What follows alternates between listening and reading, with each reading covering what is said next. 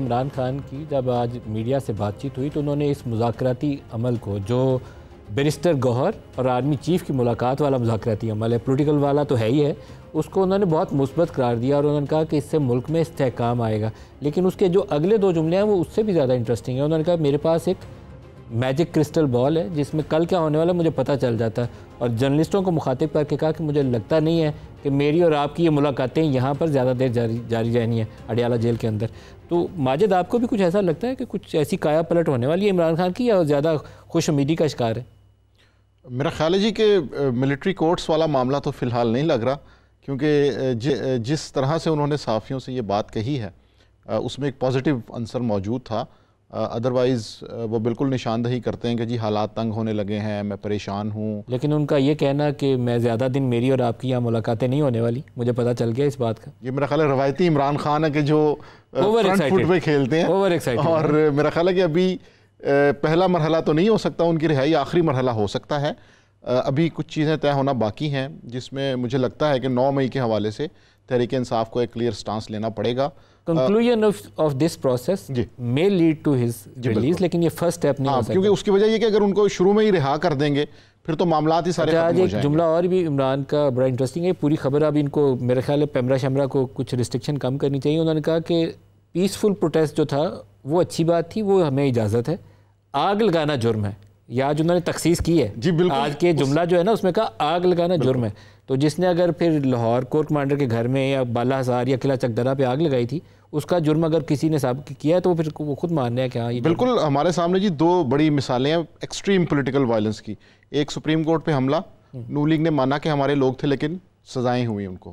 ایک بینظیر بھٹو کا طیارہ سازش جو اغوا ہوا تھا، اس میں انہوں نے اناؤنس کر دیا کہ ہمارا ان سے کوئی تعلق نہیں ہے۔ تو اب خان صاحب کو اس سٹیج پہ کہیں نہ کہیں ان لوگوں کے حوالے سے اپنی پالیسی واضح کرنا پڑے گی کہ ہاں کچھ کارکنوں کو کچھ کو سزائیں ہو جائیں گی، لیڈرز جو ہیں ان کو تھوڑا سا ریلیکس کر دیا جائے گا، اور ساتھ تحریک انصاف ہو سکتا ہے یہ اعلان کر دے کہ جن لوگوں کو سزائیں ہو رہی ہیں ان کی قانونی مدد ہم ضرور کریں گے۔ کیانی صاحب، آپ کو بھی لگتا ہے کچھ ایسا ہو سکتا ہے یا نہیں ہو سکتا؟ میرا خیال ہے ندیم صاحب خواہشوں پر تو کوئی قدغنی نہیں ہے جی۔ دیکھیے جس طرح ابو خان صاحب کی جو خواہشیں ہیں اس پہ تو کوئی قدغنی نہیں لگ سکتی۔ باقی بات یہ ہے کہ جس طرح کی آج ٹی او آرز ہمارے پاس اس چٹھی میں بھی آئے ہیں جو پیش کیے پی ٹی آئی نے 9 مئی کے حوالے سے، انہوں نے کہا ہے کہ ہم نے کہا ہے کہ یار آپ اس جرم پہ بات کرو، انہیں جرم کے ارد گرد سارے اپنے جو ان کے مطلب کے پہلو تھے اس کا ذکر کر دیا۔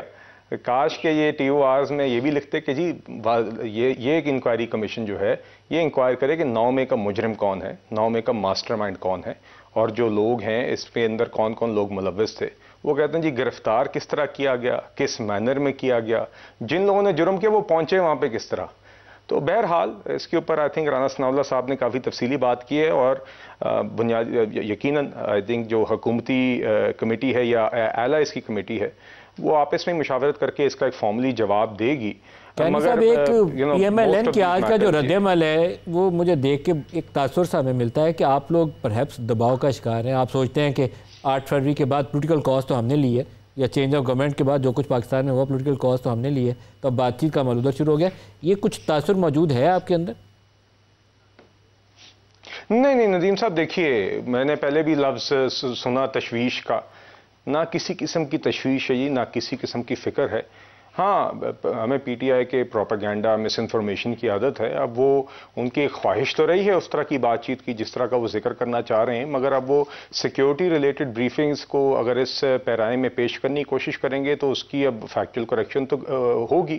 اور دوسری بات یہ ہے کہ ہم تو چاہتے ہیں کہ چاہے دہشت گردی کا معاملہ ہو، سیکیورٹی ملک کی سیکیورٹی کا معاملہ ہو، اور دہشت گردی میں فرنٹ لائن بھی آپ نے دیکھا ہے کہ ہمارا خیبر پختونخوا کا صوبہ ہے جہاں پہ دہشت گردی کے واقعات بڑے ہوئے ہیں، تو وہاں پہ تو اور بھی زیادہ ضرورت ہے کہ کے پی حکومت اپنا کردار ادا کرے، وفاق کے پی حکومت ہماری افواج پاکستان جو ہیں سب مل کے اس پہ ایک یونائٹڈ فرنٹ دکھائیں۔ تو اس موضوع کے اوپر تو میرے خیال سے جتنی ملاقاتیں ہوں گی اس کو تو ہم خوشائن قرار دیں گے، مگر آپ اگر اس کو ایک پولیٹیکل لبادہ ڈالنے اس کو لبادے میں پیش کرنے کی کوشش کریں گے اور اسی خواہش کے تناظر میں پیش کرنے کی کوشش کریں گے کہ ہم تو صرف اسٹیبلشمنٹ سے سیاسی مذاکرات کرنا چاہتے ہیں، تو اس کی تو پھر فیکچوئل کریکشن ہوگی جی. باقی آئین اور قانون کا رستہ اختیار کرے گا اور جو مذاکراتی عمل ہے اس کو بھی ہم لے کے آگے چلیں گے جی. عمیر نیازی صاحب، جو عمران خان رہائی کے معاملے میں اپنی بہت پر امید نظر آتے ہیں، کچھ آپ کو بھی ایسا تاثر ہے؟ کیونکہ یہ 24 اور 25 اور 26 نومبر کو جو بات چیت کا ایک بیک چینل تھا جس میں محسن نقوی تھے، علی امین گنڈا پور اور بیرسٹر گوہر تھے، وہ کبھی پبلکلی اس کو اس طریقے سے حکومت نے اون نہیں کیا، نہ اس کی وضاحت کی، لیکن وہ بہت ہی ایڈوانس لیول پہ آپ لوگ ایکسچینج کر رہے تھے ایک دوسرے سے آئیڈیاز کہ یہ ہو سکتا ہے، یہ ہو سکتا ہے، آپ لوگ سنجانی بیٹھ جائیں تو پھر ان چیزوں پہ ریلیف کی بات ہو سکتی ہے. وہ سوچتے ہیں آپ کہ اس طرح کی تجاویز دوبارہ میز پر آ سکتی؟ دیکھیں، اب تجاویز تو مختلف طرح کی میز پہ آ سکتی ہے. ڈائلاگ کا ایک پروسیس شروع ہو گیا ہے، چاہے بے شک نون لیگ اس وقت دوبارہ پریس کانفرنس کر کے اس پہ جو ہے نا ڈفرینٹ طرح کے اعتراضات اٹھائے معاملات، مگر یہ مسئلہ ٹیبل پہ ہی حل ہونا ہے اور معاملات ٹیبل پہ آ گئے ہیں، جو کہ بات خوش آئند ہے. باقی جس طرح خان صاحب کے کیسز کی ڈیٹیل ہے، دیکھیں پرسوں کل بلکہ جی ایچ کیو والا کیس لگا ہوا تھا، اس میں 4 گواہ ریکارڈ ہوئے. دیکھیں پروسیس ساتھ ساتھ سائملٹینیسلی وہ بھی چل رہا ہے اور عمران خان نے جو آنا ہے وہ اسی پروسیس کے تھرو ہی آنا ہے. عمران خان صاحب کو ان کی ریئلائزیشن ہے کہ کیسز میں نے فیس کرنے ہیں، نہ ہی ان کے دل میں یہ خواہش ہے کہ میں باہر آ جاؤں اور کیسز وہیں کے وہیں کھڑے رہے، ایک ان کے سر پہ جو ہے نا ایک تلوار لٹکتی رہے. تو وہ ختم ہوں گے ہی ہوں گے. آپ نے خود پن پوائنٹ بڑا القادر والا ایپٹ کیا کہ جو اوپر وہ سسٹین کرے گا ہی نہیں، اگر نیچے سزا سنا بھی دیں تو ہائی کورٹ میں یہ کتنی دیر اس کو پرولونگ کر لیں گے. باقی جو عمران خان صاحب کے کیسز ہیں، چلے جتنے الزامات لگا لیں، حکومت آج کیبنٹ ان کی بیٹھی ہے نا، کم از کم اتنی ہمت کر لیں وہ جو نان ڈسکلوجر ایگریمنٹ تھا جو این سی اے کا ہمارے ایسڈ ریکوری یونٹ کے درمیان، ملک ریاض کے درمیان، اس کو پبلک کر دیں نا. بہت سارے جواب اس سے مل جائیں گے، خالی یہ الزامات لگانے سے تو نہیں ہوگا. باقی میرا شارٹ یہی ہوگا، جیسے یہ پہلے کہہ رہے تھے نا، روئیں پٹیں عمران خان تو آ رہا ہے. سر، پشاور والی میٹنگ میں ایسی کیا بات ہوئی کہ آپ لوگ ایک دم سے لگتا ہے کہ بڑے پر امید ہو گئے؟ نہیں، اس کے ملاقات کی بات دیکھیں، سفر ٹریول کر لیا ہے نا. دیکھیں عمران خان پہ سب سے بڑی تلوار کیا تھی؟ آج آپ کی باتوں میں نا مریم اورنگزیب کی ریفلیکشن آ گئی ہے عمیر نیازی صاحب.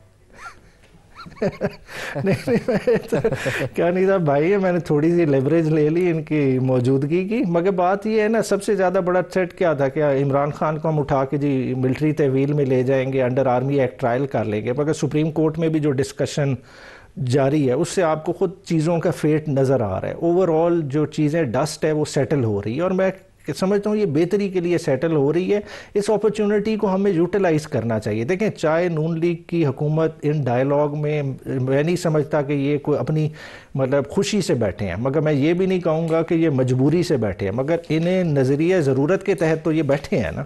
تو چلیں اسی نظریہ ضرورت کو یہ آگے چلائیں. کچھ ہماری بھی اس ٹاکس میں بیٹھنے کی شاید ضرورت ہوگی تو بیٹھ کے کچھ نہ کچھ حل نکالتے ہیں.